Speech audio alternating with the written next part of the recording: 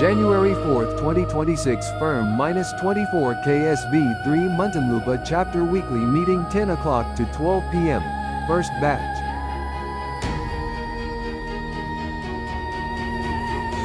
Maraming salamat sa araw na to, Panginoon, sa mga oras na ito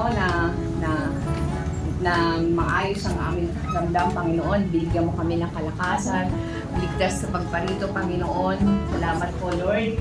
At salamat sa mga natutunan namin ngayong araw na ito na tumimo sa aming mga isipan, Panginoon. Nawa, Panginoon, sa aming pag-uwi, Lord, gabayan kami, iligtas kami sa aming mga uwi ng daan, pauliin ang daan na aming patutunguhan upang makarating kami ng maayos sa aming mga tahanan, Panginoon. Basbasan mo ang lahat ng pumunta dito, Panginoon, na maging maayos ang kanilang pag-iisip, naintindihan nila kung ano yung napag-usapan, Panginoon, at tumimo yun sa aming mga isipan, Panginoon. Sa iyo ang kapurihan at karangalan at gatas namin ang iyong pangalan, Yahweh El Shaddai. To God be the highest glory. In His mighty name we pray. Amen! Palakpakan natin si Lord. Salamat ng marami po sa mga umattend ngayon. Unang linggo ng buwan ng 2026, January 4, 2026.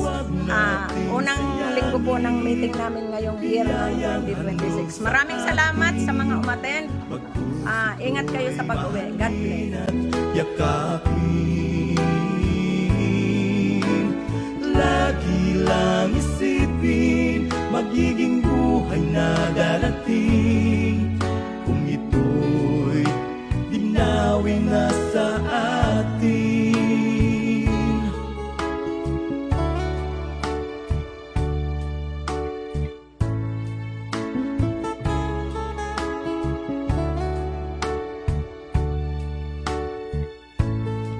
Mga likha ng ating Diyos, paunlarin at pagyamanin. Ito'y biyayang handog, kaya dapat arugain. Ang Diyos ay matutuwa kung ito'y gagawin.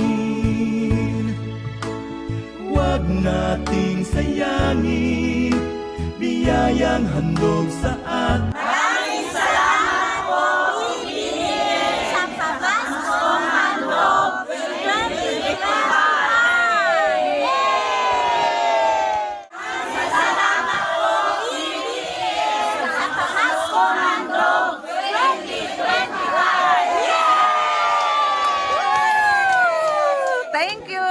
Thank you!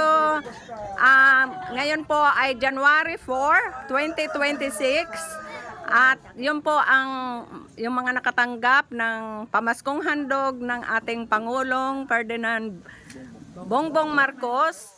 Ay ito po yung aming chapter. Nagpapasalamat sa inyo ng buong puso at lalong-lalo na din doon sa aming Presidente Artemio Lachica at ang aming Doktora Noemi Lachica. Maraming salamat po. At salamat sa mga members. Happy silang lahat.